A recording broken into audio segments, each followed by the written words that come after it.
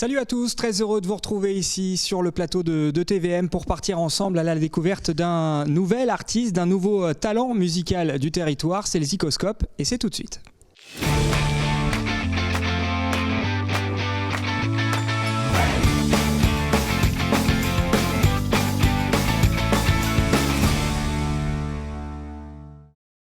Et il est là pour m'accompagner comme à chaque fois notre zikophile endurci, Richard Matera, bonjour.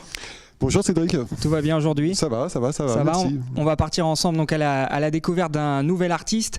Notre invité aujourd'hui s'appelle Paul Barrère. Il va évidemment nous rejoindre ici même sur ce plateau dans quelques secondes, mais il faut d'abord, Richard, nous faire un petit peu le topo de présentation. Alors, que dire de Paul ? Dire que c'est un artiste complet. Complet dans le sens où c'est un musicien, un guitariste plus particulièrement, mais c'est aussi un auteur, compositeur, interprète. Et on est en partie dans la chanson française. On est dans le domaine de la chanson française et des grands auteurs. Ça me rappelle le jeune Gainsbourg, ça me rappelle Nougaro, ça me rappelle Brassens, ça me rappelle Ferré. Donc la dimension poétique et littéraire des textes est très très importante. Et comme à chaque fois, on donne 3 mots pour définir l'univers de l'artiste. Alors je dirais sensibilité, je dis sincérité, je dis envoûtement. Et tout ça, en fait, ça se résumerait, tout dans sa musique et dans sa personne est d'une intrigante beauté. Bon, et ben on va vérifier ça, évidemment, avec l'artiste lui-même. Et puis d'abord, donc, en vidéo, avec cet extrait de clip. La chanson s'appelle « L'orage est passé ». Regardez. Leur mélodie vibrante, à nous ressemblante, l'orage est passé. Laisse le vent balayer l'horizon en un temps de profane oraison. Laisse le vent balayer l'horizon en un temps de profane oraison.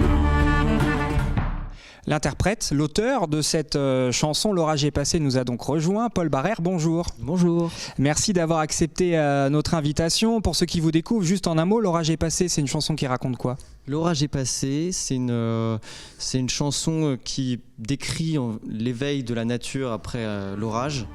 Voilà, on voit que le soleil qui revient, la lumière qui revient, les oiseaux qui se mettent à chanter et voilà, métaphoriquement, on comprend que ça peut évoquer un mauvais moment. Voilà, des moments difficiles dans la vie, puis une renaissance. Alors, on va évidemment tenter dans cette émission avec Richard de se plonger dans votre univers musical. On fera également tout à l'heure un petit pas de côté avec un portrait chinois. Ce sera dans notre Zikospeed.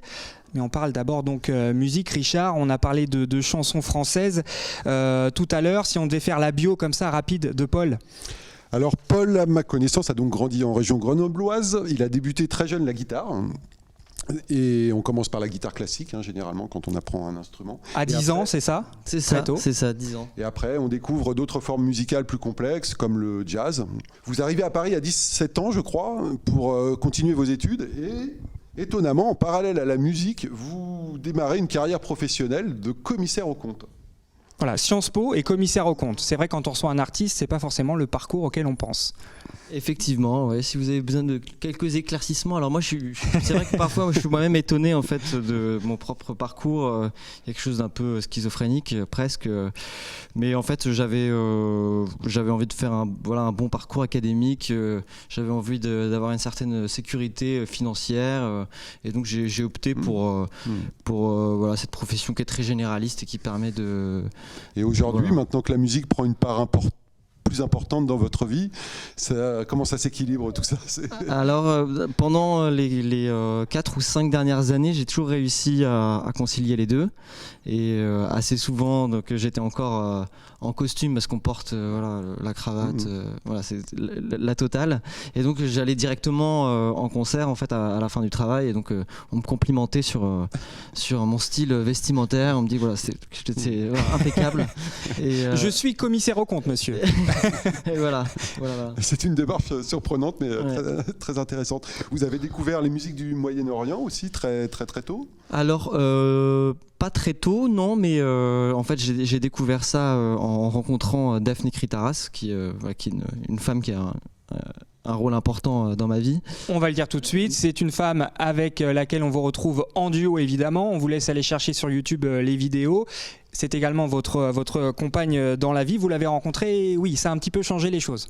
Voilà, donc à l'origine, on n'a pas commencé tout de suite à faire de la musique orientale. Moi, je connaissais absolument pas la musique grecque, je savais même pas à quoi ça ressemblait en fait. Parce que Daphné Critara, je le précise, est une chanteuse franco-grecque. Voilà, tout à fait. Et donc, j'ai découvert la musique grecque à cette occasion-là, et c'est devenu quelque chose de marquant en fait dans mon identité musicale aussi, où les mélodies et les rythmes m'ont beaucoup inspiré, m'ont permis d'ouvrir mon univers musical. Et à la base, vos influences, elles viennent d'où avant ce voyage, on va dire, initiatique presque? Vos influences, je sais pas, depuis enfant, elles sont dans quoi? Alors, elles sont assez riches. Bon, je vous explique pas quels étaient les artistes que j'écoutais au collège en 5e, mais voilà ce qui est plus marquant. Pourquoi trop honte Disons qu'elles sont un peu lointaines maintenant. Je crois. Elles sont oubliées. Elles sont un peu oubliées. Ok. Non, mais j'ai écouté beaucoup de jazz en fait. D'accord. Et ensuite beaucoup de musique classique aussi, surtout on va dire la musique française début 20e. Debussy. Voilà, par exemple Debussy, Ravel, Fauré, ce genre de choses. Et puis voilà, le jazz, la musique classique. Et puis j'ai découvert un peu plus tard la chanson française avec les grands classiques comme voilà, Brassens, Brel, Ferré, Barbara. Oui, c'est ça, parce que Richard en intro a quand même donné des grands noms de la chanson française pour vous placer. De vous, j'ai vu du jeune Gainsbourg. Hein. Du jeune Gainsbourg dans la voix, dans les textes, donc ça promet. Je suis content que ça vous ayez fait penser à ça, parce que c'est effectivement une influence importante pour moi. Ouais. Alors pour s'ancrer un petit peu plus dans votre musique, Paul Barrère, vous restez bien sûr avec nous, mais on va se mettre un petit extrait audio. On va fermer les yeux ou quasiment pour écouter donc un extrait de cette chanson toute récente, je crois. On va en parler juste après. Ça s'appelle Serre-moi un verre. Écoutez. Serre-moi un verre et dans la main libre, serre-moi un autre pour mon équilibre. Tends-moi ton verre, j'attends qu'on décide quand on va trinquer et quand on les vide. Mais au cas où il faille que je te le précise, ce n'est pas vraiment l'eau dont je cherche l'emprise. Pour te dire de la composition chimique, l'éthanol est à coup sûr l'ingrédient magique. Voilà, désolé, on n'a pu vous proposer que de l'eau aujourd'hui sur ce plateau, Paul Barrère. Un peu tôt encore. Un petit mot d'explication juste sur cette chanson. Comment elle est née? Oui, si on écoute le texte, je pense qu'il parle de lui-même. C'est clairement une invitation voilà, à consommer avec modération. Voilà, donc il faut le dire en message d'introduction, parce que dans la chanson, effectivement, ça peut prêter à confusion. Mais donc voilà, c'est une chanson un peu malicieuse. Voilà, où on dit, quoi, post-confinement un petit peu avec, ou pas forcément? Ça devait être. C'était pendant le confinement. Et donc j'ai composé la chanson sobre, donc ça c'est important de le préciser aussi. Et sur ce plateau même, vous êtes sobre. Et là je suis absolument voilà. Totalement clean. Et voilà, donc c'est une chanson, voilà, où, disons que ce qui est un peu drôle, je pense, dans cette chanson, c'est que j'exprime de manière assez élaborée quelque chose d'assez simple, qui est simplement que j'ai envie de boire beaucoup d'alcool et de m'amuser, quoi. Voilà.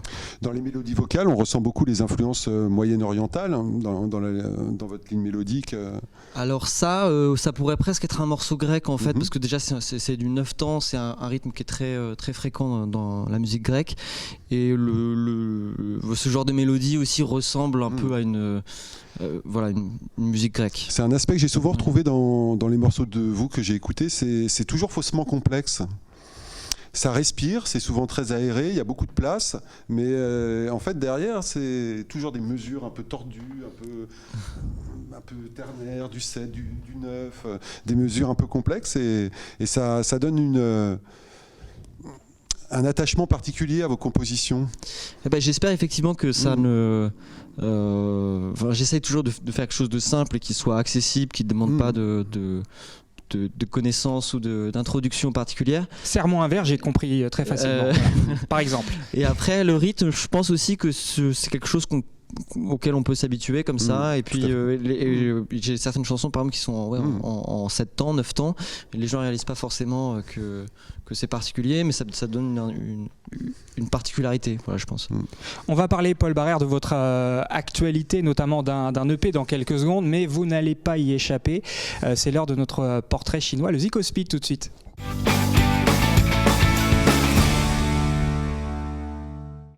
Évidemment, vous connaissez le principe du portrait chinois. On va donc pouvoir démarrer tout de suite. Si vous étiez un livre.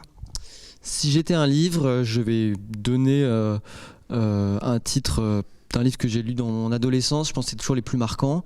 Et c'était Les Frères Karamazov. Et je trouve que c'est un bon exemple de la capacité qu'a la littérature de confronter les points de vue et de parler de choses intimes et l'idéal qu'il peut y avoir dans chaque homme. Voilà.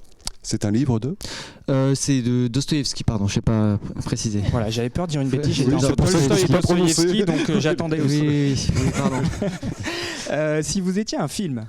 Si j'étais un film, je serais... J'ai pensé à The Revenant, voilà, d'Iñárritu, parce que c'est un film qui est difficile à décrire, mais moi ce qui me marque le plus c'est cet aspect contemplatif où on est vraiment devant une nature puissante, sublime, et l'homme est face à ce... Voilà, c'est cette l'histoire, le cadrage, nature presque mystique. C'est vraiment un très beau film et qui me parle aussi, moi qui ai grandi dans les Alpes, et voilà. Si vous étiez une qualité? Si j'étais une qualité, j'hésite entre la profondeur et la légèreté, en fait. Et finalement, je pense que les deux ne sont pas nécessairement en opposition. Et moi, c'est ce que j'essaye de faire aussi dans ma musique. Donc voilà, j'hésite entre les deux. Peut-être la profondeur. Entre la profondeur et la légèreté, il y a la surface. Et à la surface, c'est justement le titre de votre tout premier EP qui est sorti récemment. En automne 2019, je crois, qui comporte 5 chansons. Oui, tout à fait. Empreinte de jazz et toujours de sonorité un peu moyenne-orientale. On est toujours dans ces influences. Il raconte quoi, cet EP? Cet EP, alors...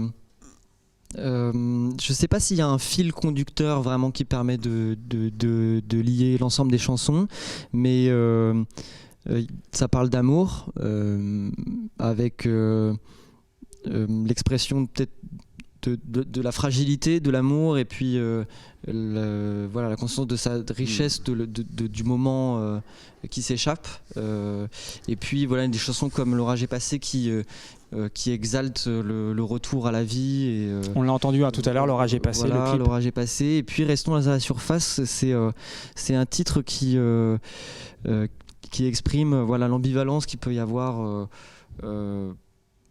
dans le caractère, dans mon caractère, même si la personne que je décris n'est pas peut-être exactement celle que je suis réellement, mais qui exprime cette ambivalence entre ce qu'on peut exprimer de l'extérieur avec notre apparence et ce qui est caché au plus profond de nous.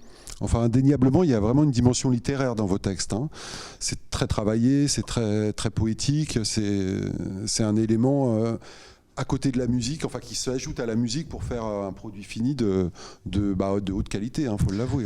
Alors pour moi, j'attache une grande importance au thème, en fait, surtout à l'originalité du thème, et je cherche toujours à essayer d'exprimer quelque chose qui soit clair et en même temps original, qui exprime ma singularité. Voilà. Et Richard a adoré. Moi, c'était une super découverte. Et pourtant, je suis pas connu pour être un amateur forcément de chansons françaises. C'est rare quand ça me touche. Ça me fait d'autant plus plaisir. Là, j'ai vraiment été charmé. Et votre diction est très claire, très compréhensible. Et moi, j'aime bien ça respire, quoi. C'est pas des morceaux qui sont très chargés. Chaque instrumentiste a fait respirer tout ça. C'est très très beau et ça évolue.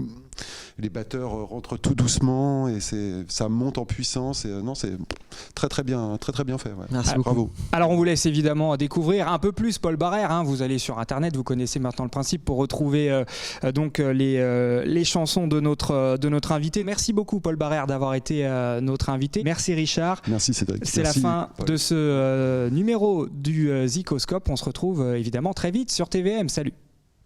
Merci.